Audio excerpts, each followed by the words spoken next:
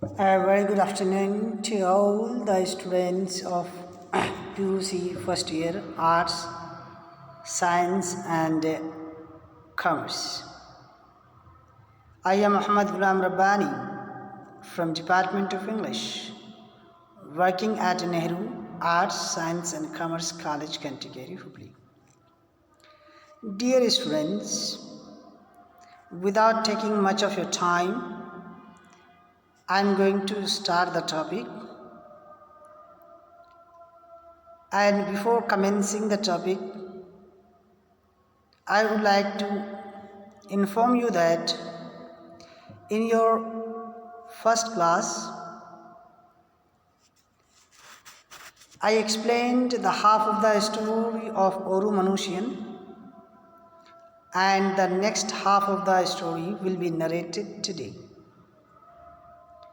So, I would like to recollect the story and wanted to imbibe you, wanted to remind you the story if you have gone through the story. That there is a narrator, and the narrator was living in a place or in a city where the people were very, very merciless. For the sake of money, people could do anything, even commit murder. Money was highly valued by the people, and the narrator was an English teacher. He was teaching how to write addresses from 9:30 till 11 in the night, having only one meal in a day, sleeping till 4 o'clock so that he can save the expenses of morning tea and afternoon meal. And one day, as usual, he got up. He dressed, and he dressed well. He was well dressed. He dressed a suit and kept his wallet in his coat pocket, and stepped out from his room, went to a restaurant. The restaurant was overcrowded. He ate chapatis and meat curry, and after that he drank tea also. It was very, very delicious. He was very hungry, and after eating he was very much contented, means satisfied, because he was hungry, and after eating he felt very, very relaxed. So when he went to the restaurant, he consumed food. There was a bill also. The bill was 11 annas. My dear students, let me tell you that anna is less value than paisa, and now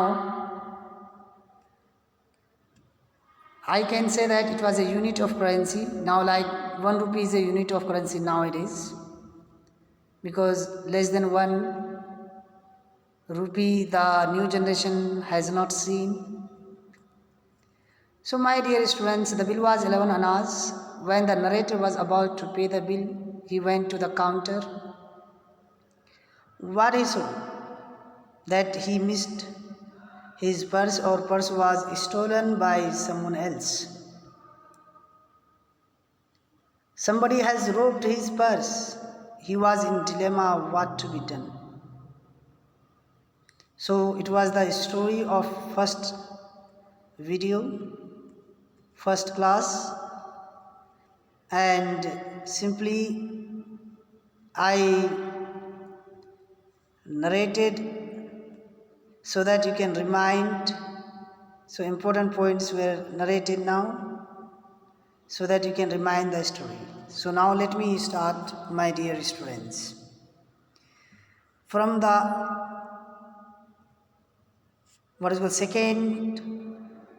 second last paragraph, I would like to highlight. Says that I put my hand. Whenever there is I refers to the narrator.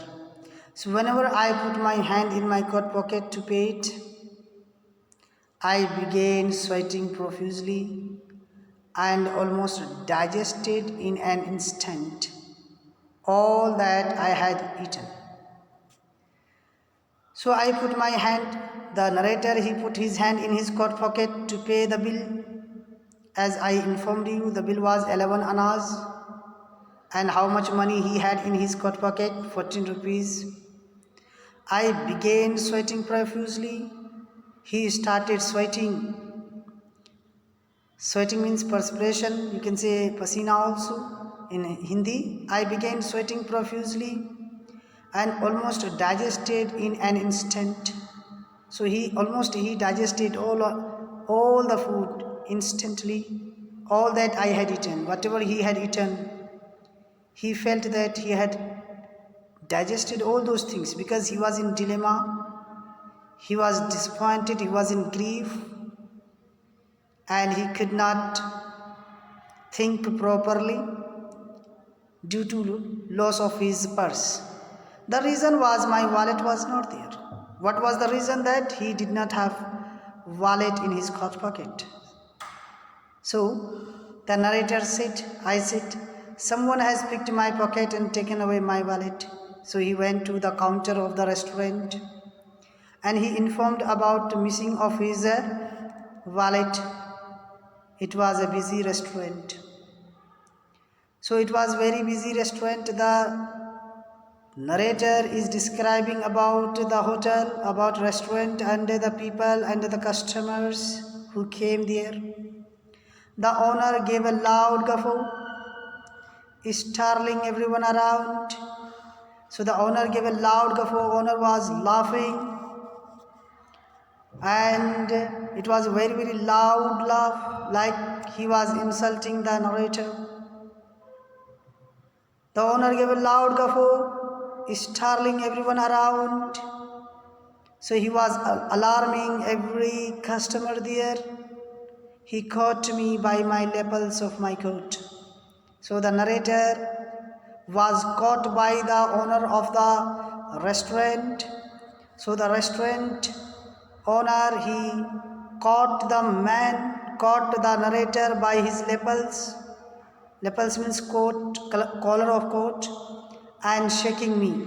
And he was shaking him and cried, this trick won't work here.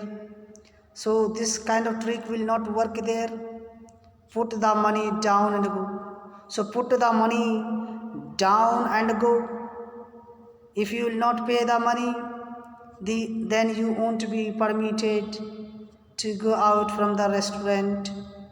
The manager of the restaurant is threatening the narrator.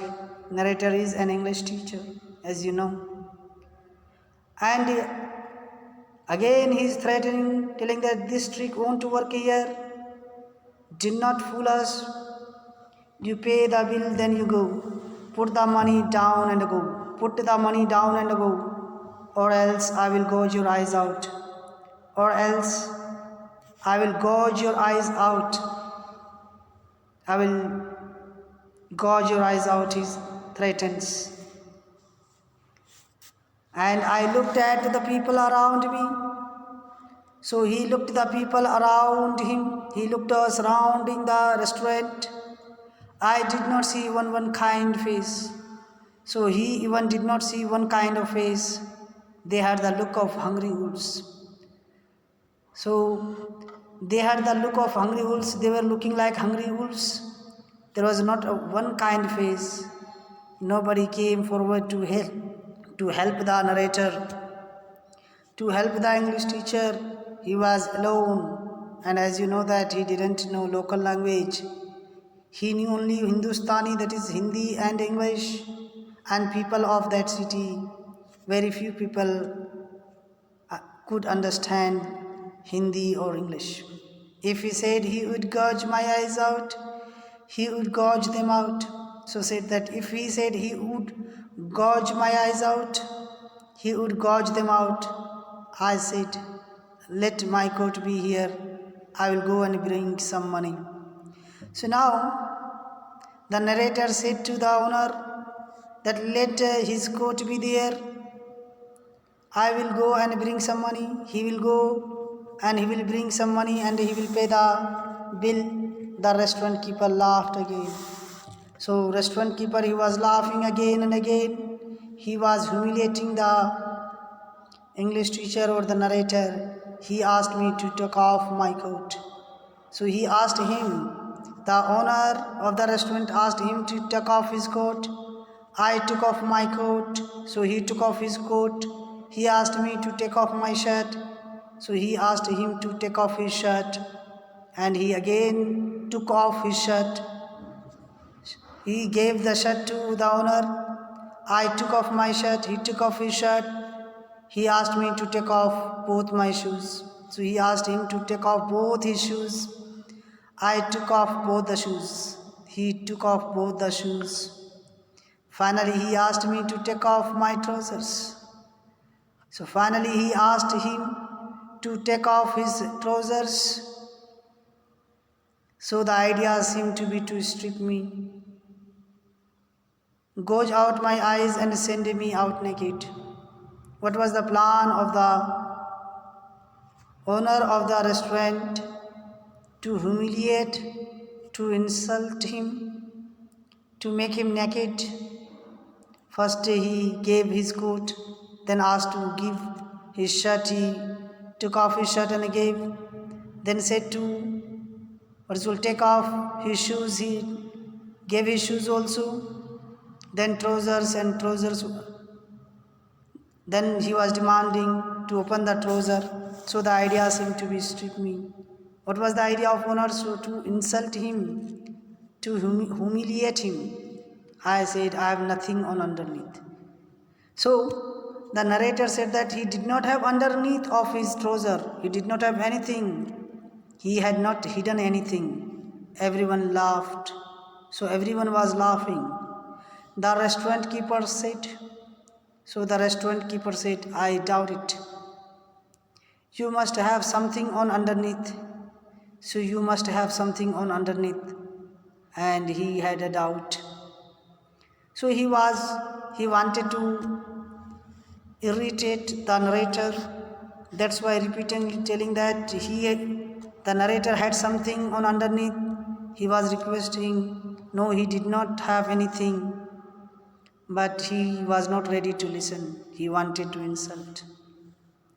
About 50 people repeated, there must be something on underneath. So about 50 people, even the customers, they were also repeating that something is hidden on underneath. Everybody was insulting. As I told you that narrator at the beginning of the story said that most of the people of the city were merciless. They were unkind. They were not helping the needy. He was in a predicament now. He was in a difficult situation, dangerous situation, but nobody was coming. Everybody was shouting at him and insulting. My hands refused to move. So his hands refused to move. I saw in my imagination a man standing in the crowd. So he saw in his imagination a man standing in the crowd, star naked. So he in his imagination thinking that everything has been taken off, all the clothes have been taken off, and he was thinking that he was naked and without his eyes. In his imagination, he was thinking, because everybody was repeating to open the last cloth, that is trouser. Life was going to an end like that. The narrator was thinking that his life is going to an end. For him, money is not important. Respect, self-respect is very, very important. And for that he was thinking that his life is going to an end. And finally says, let it end. ... Let it end, and he was thinking about something. And for all this, and for all this let it end. I never mind, O Creator of the world. He says, he never mind. Says, O Creator of the world. Now narrator is reminding the Creator, reminding Almighty God that, O God, you are the Creator of the whole world. You can only understand the problem of mine. There are unkind faces. People are merciless. They wanted to humiliate him. And now he is recalling God. He is reminding God. And it is human nature. When you are in difficulties, you go to church, you go to temple, you go to mosque to remind God, to remind Allah, so that he will help you in your need.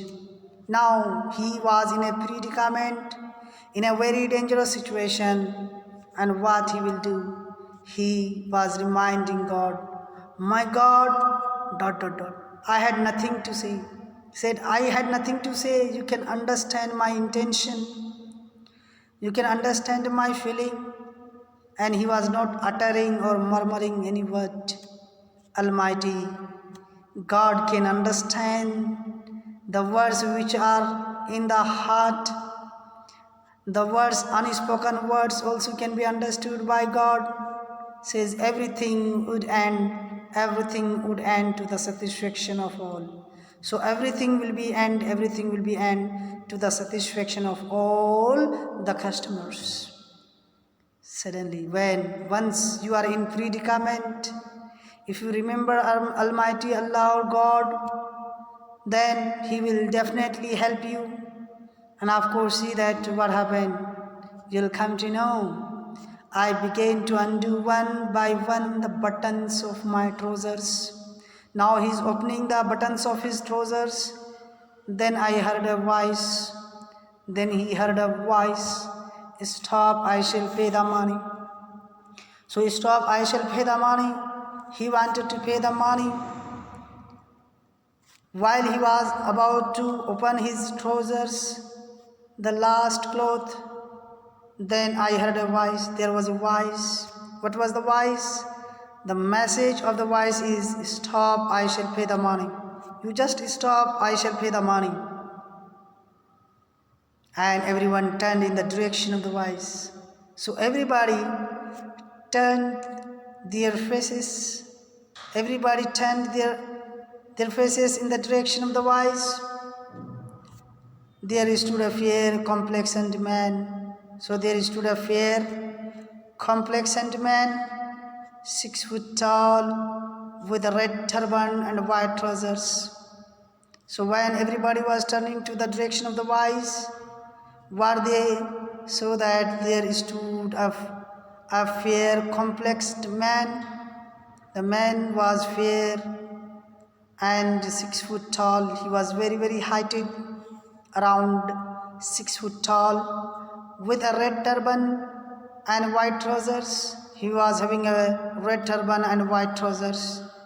He sported a handlebar mustache and had blue eyes. So he sported a handlebar mustache. This tall man, this stranger, he was having mustache and his eyes were blue. So he had a blue eyes also. What are the characteristic features of the man? He is a tall, fair in his color, or fair complexioned in his color. Then he was wearing red turban and white trousers and having mustache also. His eyes were blue in color. And blue eyes were quite common at this place. Blue eyes were quite common at this place. He came forward and asked the restaurant keeper. How much did you say? How much did you say? And it was 11 annas. So the stranger came forward and asked the restaurant keeper or the owner, or you can say the manager, how much did you say it was? What is the bill? You just tell me. and he wanted to pay the amount on behalf of the narrator. Narrator says, on behalf of the narrator, the owner said 11 annas. He told the amount, he told the bill of the narrator, and he paid the amount. The old man, the tall man, the stranger man, he paid the amount. He turned to me and said, so he turned his face and said, put on your clothes. He said, put on your clothes. He put on your clothes. So now the narrator, he put on his clothes. He is wearing his clothes. I put them on. Now he wore the clothes, he put them on. Come, he called me. The stranger called the narrator, come and follow him. I went with him. Narrator followed him. Did I have words to express my gratitude? Said that, did I have words to express my gratitude? He did not have words to express his gratitude, his thanks, telling that he did not have words to express because the stranger helped him in his need, in his dangerous situation, in his predicament, in his critical situation. I told him, you have done a great deed. Said, I have told you that you have done a great deed. I have not seen a finer man. Narrator says, he expresses his gratitude and said that he had never seen such kind of person or such kind of fine man in his life. He praises like anything. He praises to the sky because the stranger helped him in his predicament. He laughed. The stranger, अजनबी जो इंसान है वो हंस रहा है. He laughed. What's your name? Now the stranger said, what's your name? He asked. I told him my name and where I came from. So he told his name. Narrator told his name and his address also. So it is human nature that if you ask anybody's name and address, then you will also ask the same thing. So what your name? He asked. I told him his name and where I came from which place he came. He told his address also. Now narrator is asking. It was narrator's turn. I asked the man his name. He asked the man his name. He said, I have no name. He said he had no name. I said, in that case, mercy must be your name. He said that in that case, mercy must be his name. So, mercy means very kind. According to narrator, the man, the stranger who helped him, he told that he did not have name, so he is giving a name. What is the name? Mercy, kind. He did not laugh at that, but when he said that, I must give your name mercy, the stranger did not laugh now. He walked on until we reached a deserted bridge. So he walked on until we reached a deserted bridge. So until he reached a deserted bridge.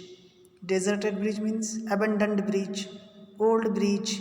So both the person, the narrator and the stranger who helped the narrator went to a deserted bridge, went to an abandoned bridge. जो bridge में कोई नहीं जा सकता था, पुराना हो चुका, छोड़ा गया है. They went there and he looked all around. There was no one. So narrator looked all around and there was no one. Look, you must go away without turning around. So when the stranger saw all the directions, he found no person. Now telling to the narrator or English teacher that you must go away without turning round. If anybody asks you whether you have seen me, you must say no. So if somebody will ask about me by telling my features that I am 6 feet tall, wearing red turban and white trousers, having a bundle of mustache, you must say no. I understood. Narrator understood it. The intention of the stranger. He took out from his various pockets about 5 wallets. 5 among them was mine. So when the stranger saw all the direction, he found no man. Then after that, he took out from his various pockets about 5 wallets. 5 among them was mine. So among 5 wallets, one of the wallets was his. He took out 5 wallets from his pocket. Who took out? That is the stranger person. He had 5 wallets in his pocket. And when he opened the wallets, he kept on the ground. 5 among them was mine. Among 5 wallets, one of the wallets was narrator's. Just imagine. Then I think everybody understood. And the secret is revealed. Who was the stranger? The stranger is none other than the thief, the robber. And see that, which of these is yours? The stranger says that, which of these is yours? Which of these among all 5? Which of these is yours? I pointed to my wallet. I refers to narrator. Narrator pointed to his wallet. Open it. Now narrator says, open it. I opened it. So he opened it. My money was there intact. So when the narrator opened the wallet or his purse, his money was intact.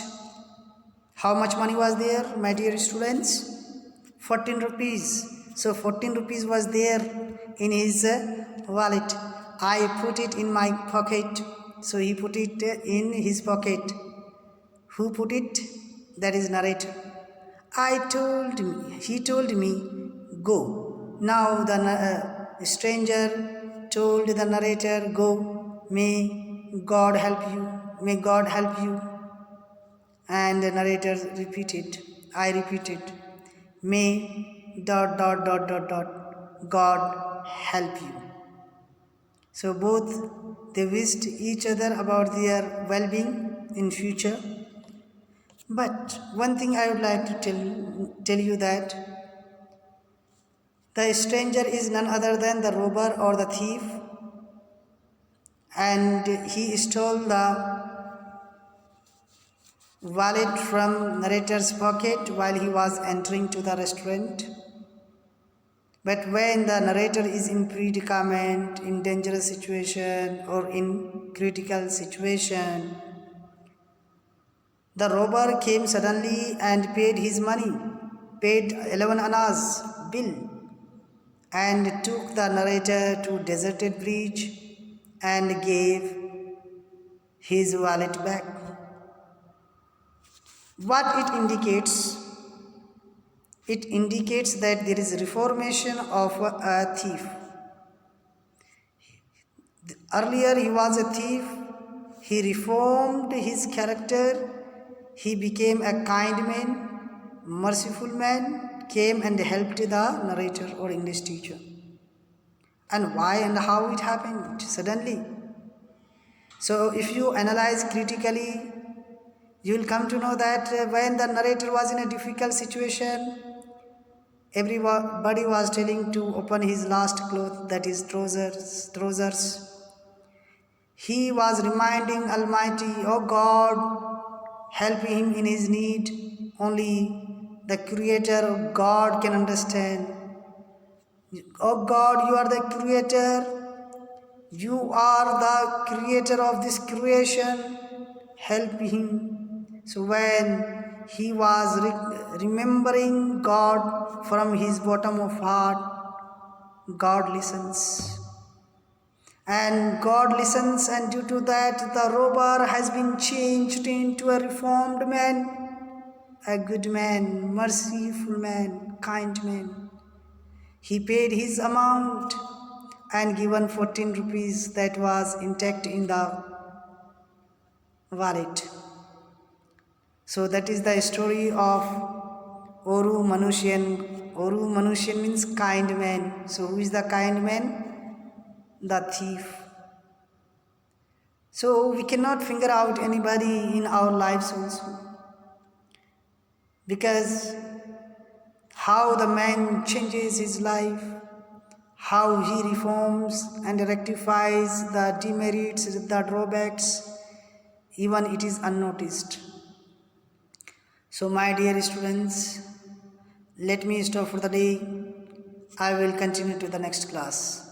Have a blessed day. Thank you very much.